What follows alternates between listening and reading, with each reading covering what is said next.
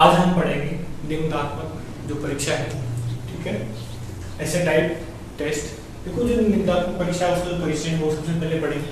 इसको परंपरागत जो परीक्षा है भी बोला जाता है, क्योंकि ये प्राचीन काल से चली आ रही है। सबसे पुरानी ये विधि है, यानी प्राचीन काल है तब से ये चली आ रही है, इसलिए इसको क्या बोलते हैं, परंपरागत जो परीक्षा विधि भी बोलते हैं। यानी पहले के जमाने में क्या निबंध लिखने के लिए बताते थे, पूरा निबंध लिख दो और उत्तर आने पर आपको पास कर दिया जाता, ठीक है। सबसे पहले देखो, प्रश्नों का उत्तर विस्तृत रूप से निर्धारित समय में दिया जाता है, यानी एक या तो एक पेज में, 2 पेज में, 3 पेज में, अधिकतम 6 पेज तक इसको मानते हैं कि 6 पेज तक आपको क्या करना है, निबंधात्मक जो परीक्षा है उसका उत्तर देना है। पर आपका समय भी क्या है, निर्धारित रहेगा, ठीक है। विस्तृत देना उत्तर, परंतु समय का आपको ध्यान रखना रहता है। फिर छात्रों की इसमें क्या होती है, अभिव्यंजना शक्ति है, सुलेख है, लिखने की शैली और भाषा का विकास होता है। छात्र है उनकी अभिव्यंजना शक्ति, यानी नई नई चीजें लिखे सोचे, ठीक है। उनका जो लिखने का जो तरीका है, ठीक है, सुलेख है वो सुधर जाएगा। और लिखने की जो शैली है, यानी वो कौन सी शैली अपनाते हैं, ठीक है। और जो भाषा है वो उनकी सुधर जाती है, उसका विकास होता है। देखो, एक है प्रचलित ज्ञान प्रणाली, ठीक है, ट्रेडिशनल टाइप ऑफ एग्जामिनेशन। इसके अंदर क्या होता है कि पूरे पाठ्यक्रम का प्रतिबिंब न करें, यानी आप जो प्रश्न बना रहे हो, निबंधात्मक जो प्रश्न आपका, ठीक है, यानी कई प्रश्न ऐसे होते हैं, जैसे आपने हिंदी में देखा होगा, किसी मेले का वर्णन कीजिए, या फिर सामाजिक में देख लो कि भाई वर्तमान समय में कोई घटना घटित हुई, उसके ऊपर कोई निबंध लिखिए या उसको समझाइए या उसके कारण बताइए। या फिर साइंस में वो देखते होंगे कि भाई कोई घटना हो गई, अंतरिक्ष की खगोलीय घटना हो गई, उसके बारे में लिखी। तो वो क्या होता है, पाठ्यक्रम में शामिल तो नहीं होती, पर वो फिर भी उसके लिए निबंधात्मक प्रश्न आपको परीक्षा में दे दिए जाता है। वही क्या है, आपका प्रचलित ज्ञान प्रणाली, यानी पाठ्यक्रम में वो चीज शामिल नहीं है तो भी वर्तमान समय में वो घटित हो रही है तो उसको आपको जोड़ दिया जाता है। फिर छात्रों को लाभ। देखो, अच्छा ज्ञान, अच्छा लेख, मौलिक चिंतन, अभिव्यक्ति विस्तृत होती है, ठीक है। छात्रों के क्या क्या लाभ है इससे परीक्षा से, देखो अच्छा ज्ञान मिल जाता है उसको, उनका अच्छा लेख हो जाता है, मौलिक चिंतन का विकास होता है, अभिव्यक्ति विस्तृत होती है, रचनात्मक योग्यता उनके अंदर आती है, स्मरण शक्ति यानी जो रटन शक्ति है वो अच्छी हो जाती है, और चिंतन करने शक्ति होती है, और विचार संगठन उनके अंदर की विचार संगठन करने क्षमता उनके अंदर हो जाती है।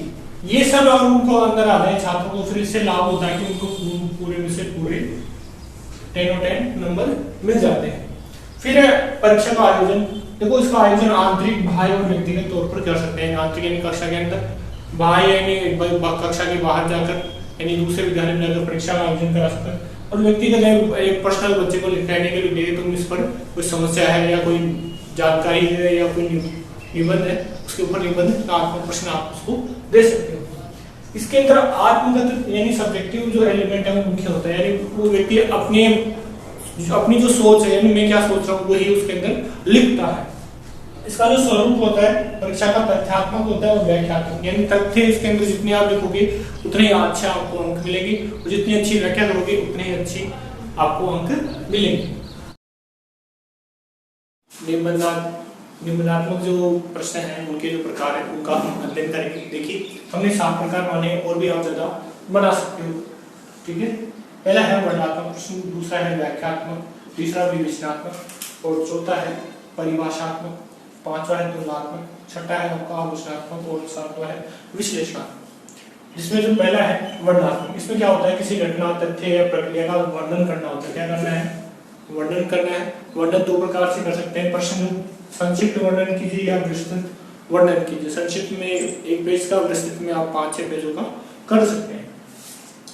फिर व्याख्यात्मक, इसमें तर्क के आधार पर उत्तर दिया जाता है, यानी कोई आपको तर्क करना है उसके आधार पर आप उत्तर दोगे, यानी आपके प्रश्न क्या उसको आप तर्क के द्वारा उत्तर दोगे।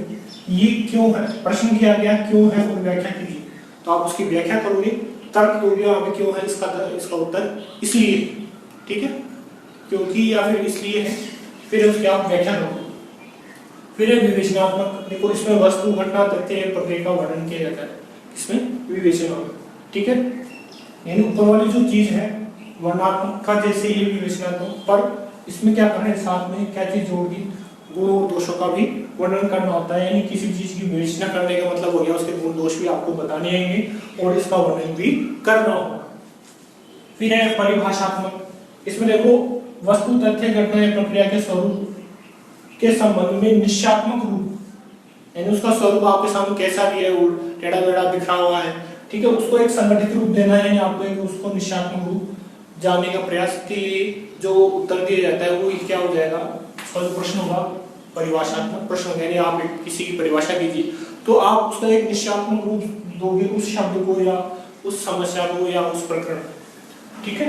यानी यार परिभाषात्मक में केवल क्या देना है, निश्चयात्मक स्वरूप देना है किसी तथ्य, वस्तु, घटना या प्रक्रिया को। फिर है तुलनात्मक प्रश्न। नाम से पता चल रहा है क्या करना है, दो वस्तुओं, विचारों, तथ्यों, विशेषताओं, गुण दोषों की क्या करनी है, आपको तुलना करनी है, यानी उसके सब कुछ जो भी अच्छाई है बुराई है सबकी क्या करनी है, तुलना करनी है दो वस्तु।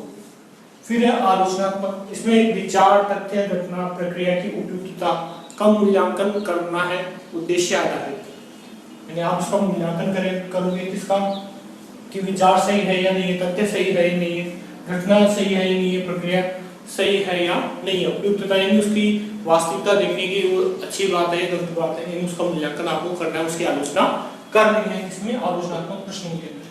फिर है विश्लेषणात्मक। इसमें तथ्य, घटना, समस्या पर विचार करना है आपको, ठीक है, मानसिक रूप से उसको सोचना है और उसका जो हल या निष्कर्ष निकालना है आपको, वही क्या हो गया आपके लिए विश्लेषणात्मक प्रश्न होंगे, ठीक है।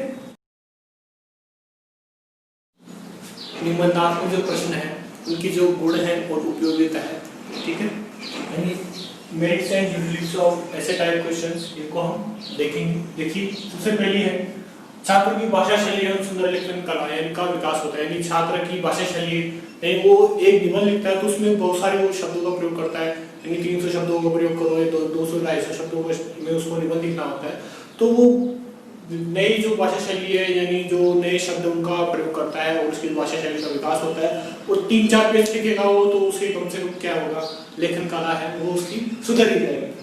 फिर प्रश्न पत्र का निर्माण और मूल्यांकन आसान होता है, यानी निर्धारण प्रश्न एक लाइन के होते हैं, उसके लिए काफी सोचना विचारना नहीं पड़ता जितना वस्तुनिष्ठ प्रश्नों में करना पड़ता है, इसलिए इसमें क्या विशेषण की आवश्यकता हमें नहीं पड़ती, यानी साधारण जो अध्यापक है पढ़ाने वाले जो पढ़ाते हैं कक्षा के अंदर वो भी इसका निर्माण कर सकते हैं। फिर रचनात्मक चिंतन को बढ़ावा, यानी छात्र की रचनात्मक क्षमता है वो बढ़ती है, क्यों, क्योंकि उसका जो उत्तर है कई बार उसके गुण बताने पड़ते हैं, दोष बताने पड़ते हैं, ठीक है, उसकी विश्लेषण करना पड़ता है, तो वो एक तरह से उसकी रचनात्मक चिंतन से करना पड़ता है।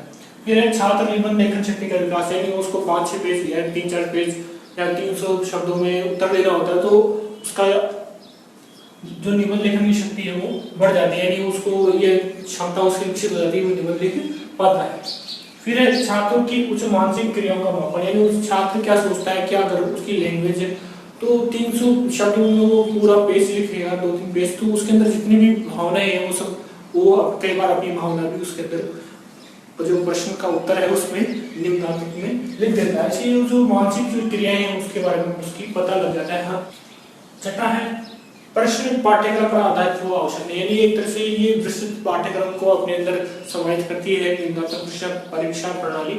निम्नात्मक जो प्रश्न होते हैं सिलेबस जरूरी नहीं कि सिलेबस के अंदर है, ये सिलेबस से बाहर से भी दिए जाते हैं, जैसे किसी मेले का वर्णन करो, यानी कोई सामाजिक घटना हो गई, ठीक है, उसके ऊपर निबंध लिखने के लिए या उसका विश्लेषण करने के लिए जो सामाजिक अध्ययन है उसके अंदर आ जाता है, या फिर कोई साइंस की संबंधित जो घटना हो गई उसके बारे में विज्ञान का जो प्रश्न पत्र है उसमें निम्नात्मक प्रश्न आ जाता है, यानी वो कोई लिमिट नहीं है कि आप पाठ्यक्रम के आधार पर प्रश्न बनाओ।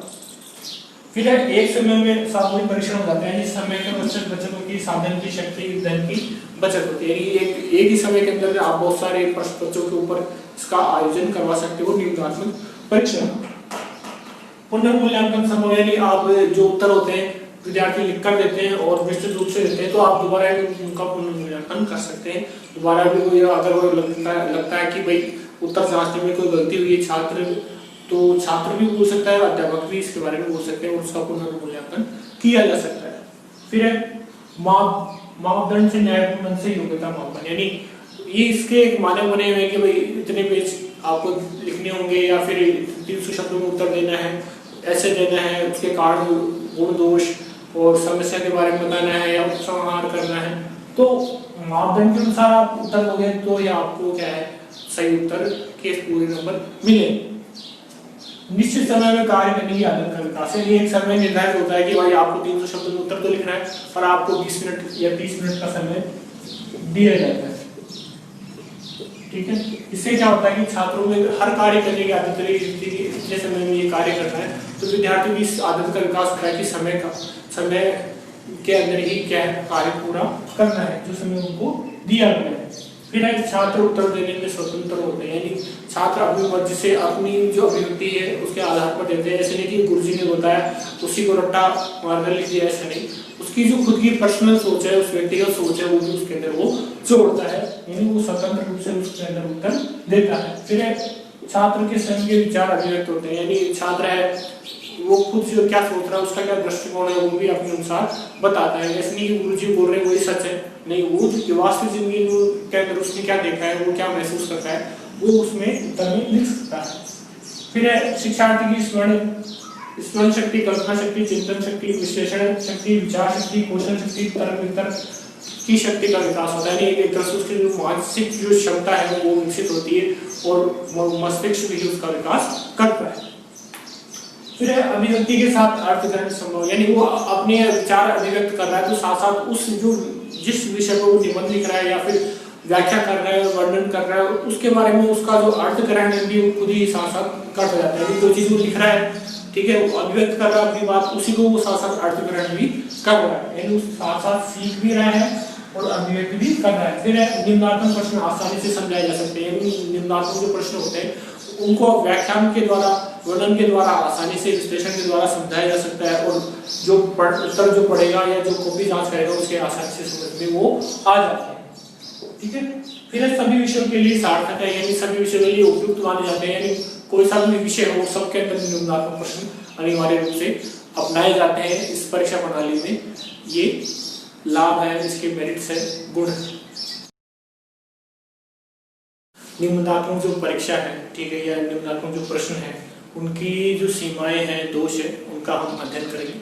ठीक है, मेरिट्स एंड लिमिटेशन ऑफ ऐसे टाइप क्वेश्चंस। ठीक है, सबसे पहली है विश्वसनीयता और वैधता नहीं होती, यानी बिल्कुल विश्वास योग्य नहीं होते और इसमें वैधता नहीं मिलती, यानी कम विश्वसनीय होते हैं। यानी एक बार आपने कॉपी जांच कर दी तो दूसरा अध्यापक उसको जांच करेगा तो वैसा ही अंक है दोबारा वो नहीं देगा, यानी एक अध्यापक इसमें 10 नंबर दे देगा, 10 और 10, एक 10 और 9 देगा, तो ये क्या हो जाएगा, जो 9 नंबर दे रहा है, तो इससे क्या हो जाएगा, इसकी वैधता और विश्वसनीयता समाप्त होती रहती है, क्योंकि ये क्या व्यक्तिनिष्ठता के आधार पर बना होता है, यानी व्यक्ति अपने जो विचार है वो लिखता है और जो जांचता है वो भी क्या अपने विचारों के अनुसार जांचता है। ठीक है, इसलिए क्या व्यक्तिनिष्ठ होता है, इसमें वैधता और विश्वसनीयता नहीं होती, ये सबसे बड़ा इसका क्या है दोष है। फिर है व्यापकता का अभाव, यानी पूरे पाठ्यक्रम को शामिल नहीं होता, यानी एक जैसे 5 यूनिट है, 5 यूनिट में केवल 3 यूनिट या 2 यूनिट से ही क्या है प्रश्न आते हैं, सारी यूनिट इसमें शामिल नहीं किया जाता। इसलिए क्या करते हैं विद्यार्थी 2 या 3 यूनिट पढ़ते हैं और वो सोचते हैं कि हम तो पास हो जाएंगे। ठीक है, फिर समय अभाव से सफलता नहीं मिलती, यानी 3 घंटे मिलते हैं विद्यार्थी को, 3 घंटे के अंदर आपको ये पूरा प्रश्न पत्र करना है। तो विद्यार्थी कई जो होशियार या लिखने में तेज होते हैं वो लिख देते हैं, कई होशियार बच्चे भी होते हैं अगर उनको लिखना कम आता है यानी कम लिखने की स्पीड है तो वो क्या होता है कि वो सफलता प्राप्त नहीं कर पाते, यानी उनको लिखने के कारण उनको सफलता नहीं मिलती समय अभाव के कारण। केवल भाषा का ज्ञान को महत्व नहीं, विषय का ज्ञान वो वहाँ पर महत्व नहीं रहता, यानी आप जितने अच्छे शब्दों का प्रयोग कर रहे हो उसके आधार पर आपके उत्तर को जांचते हैं, यानी भाषा का जितना अच्छा ज्ञान होगा उतना ही क्या मिलेगा, अच्छे अंक मिलेंगे, जबकि विषय ज्ञान यहाँ पर होना चाहिए। फिर परीक्षा में आने वाले संभावित प्रश्नों पर ध्यान, बच्चों को गैस पेपर मिल जाता है कि ये 5 प्रश्न है, 10 प्रश्न है, उनको हम याद कर लेंगे तो पास करेंगे। पूरे सिलेबस में से जो मोस्ट इंपोर्टेंट प्रश्न होते हैं उनको पहले ही क्या है बता दिया जाता है, वायरल कर दिया जाता है व्हाट्सएप पर आजकल। तो 10 प्रश्नों पर ध्यान देते हैं, 10 में से कितने हमने पास तो आ ही जाएंगे, 10 प्रश्न याद करते हैं जबकि सिलेबस बहुत मोटा होता है। फिर विद्यार्थी स्वयं ज्ञान अर्जन को प्रेरित नहीं होते, यानी वो भाई क्या खुद पढ़ेंगे, जो देखा है सुना है वही क्या निम्नात्मक प्रश्नों में हम लिख देंगे, तो वो खुद नई चीज सोचेंगे नहीं, उनके ऊपर जो रिसर्च है वो नहीं करते।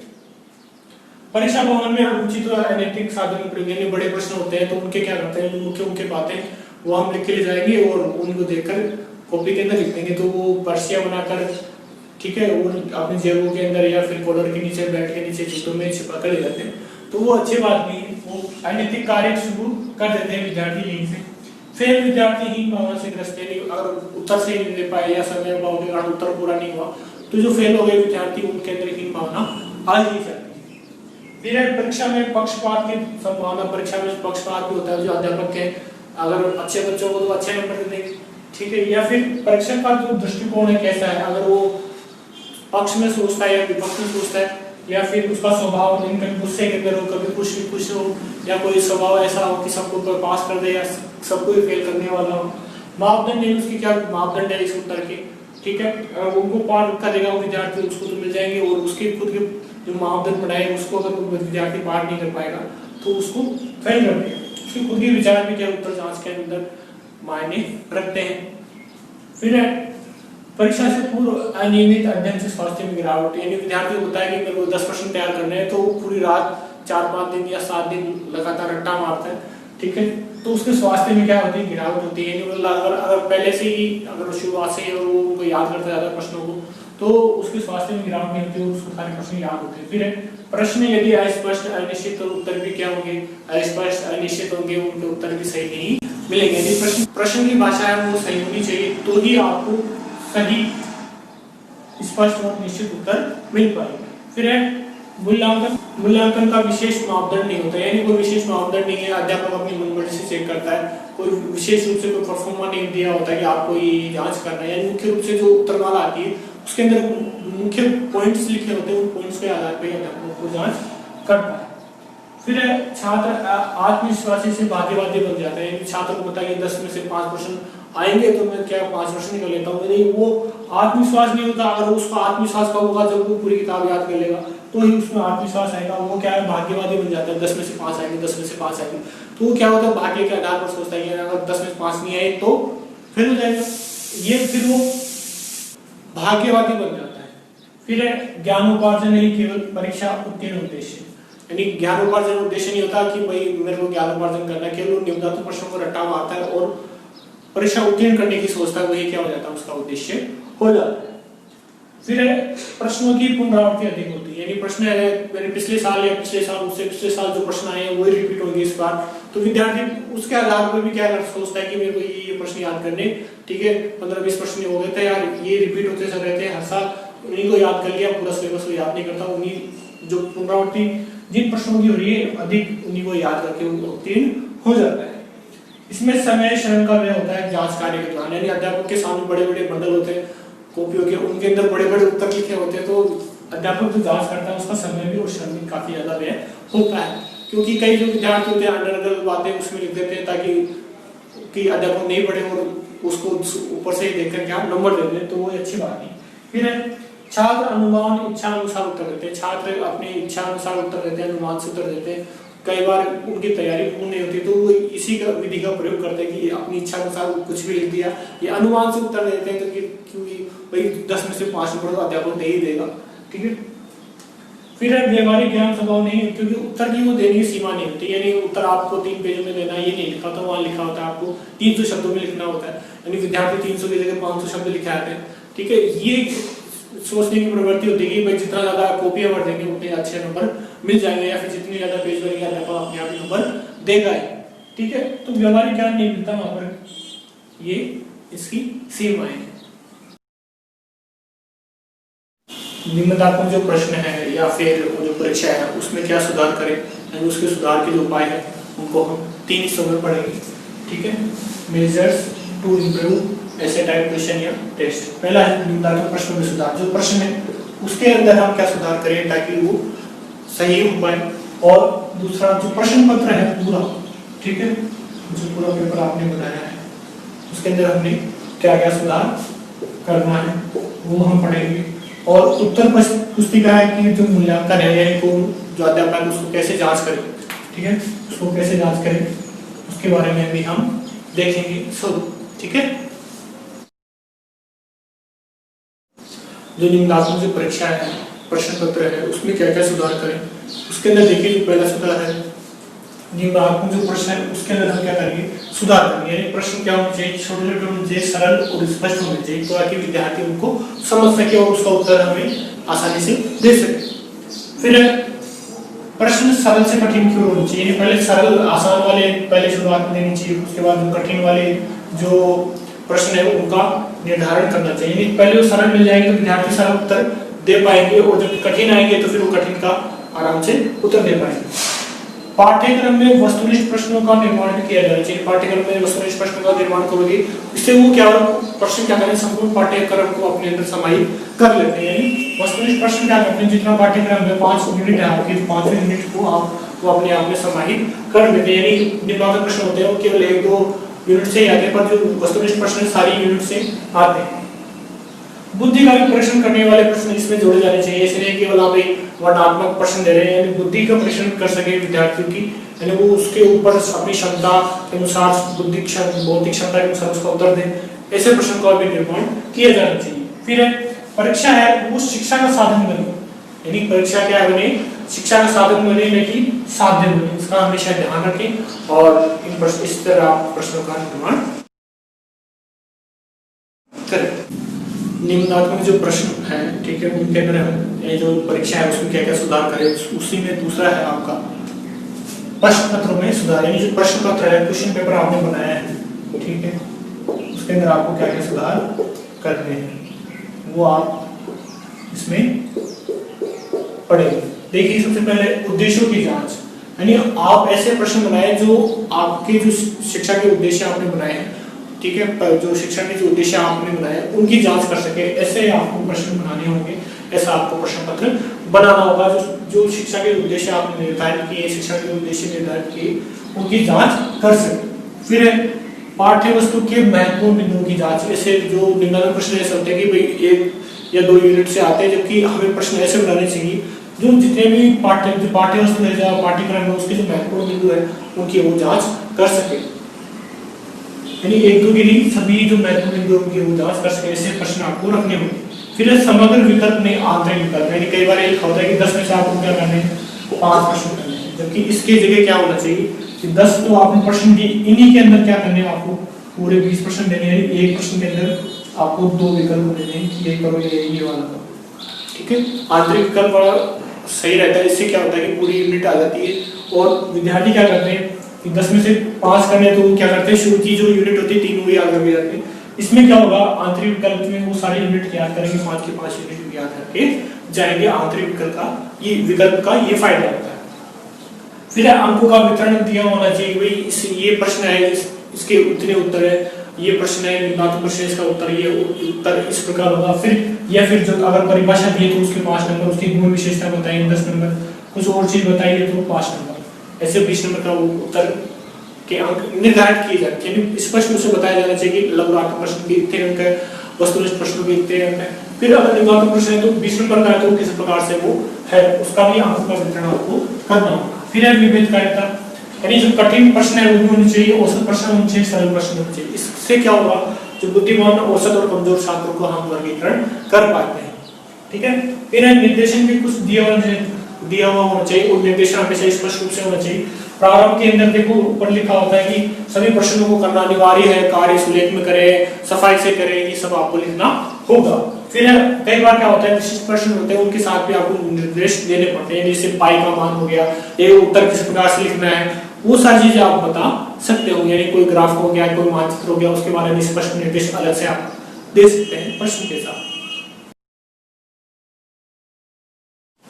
निबंधात्मक जो परीक्षा है, जो प्रश्न है उनके अंदर हम क्या क्या सुधार करें, उसका जो तीसरा बिंदु है वो है उत्तर पुस्तिका के मूल्यांकन में हम सुधार क्या करें। उत्तर पुस्तिका है उसको कैसे जांच करें अध्यापक, ताकि जो निबंधात्मक जो परीक्षा है उसकी जो कमियां हैं, दोष है, सीमाएं हैं, दूर हो सके। सबसे पहला है स्पष्ट निर्देश, यानी जो प्रश्न पत्र है उसी में क्या होना चाहिए, जांचने की विधि कैसे आप जांच करोगे और अंकन कैसे करोगे उसकी विधि का उल्लेख स्पष्ट रूप से अध्यापक को दिया हुआ होना चाहिए कि आपको ऐसे जांचना है और ऐसे आपको नंबर छात्रों को देने। फिर है उत्तर कुंजी, उत्तर कुंजी को परीक्षक को देनी चाहिए, जो कॉपी जांच करेगा उसको देनी ही चाहिए।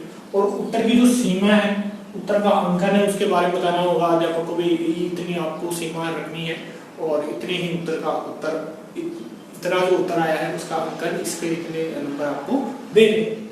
फिर है किन तथ्यों के लिए अधिक अंकन देने हैं और अतिरिक्त अंकन देने हैं, वो भी आपको स्पष्ट रूप से इसी में लिखा हुआ मिल जाएगा।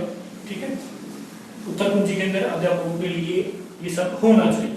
फिर अनुभवी पर्यवेक्षक होने चाहिए, यानी उनको अनुभव होना चाहिए कॉपी जांच करने का, प्लस उनको नियम और जो उद्देश्य है वो भी पता होना चाहिए, उनको ये ज्ञात होना चाहिए कि क्या नियम है कॉपी जांच करने के और क्या उद्देश्य है हमारे, उनका भी वो ध्यान रखें।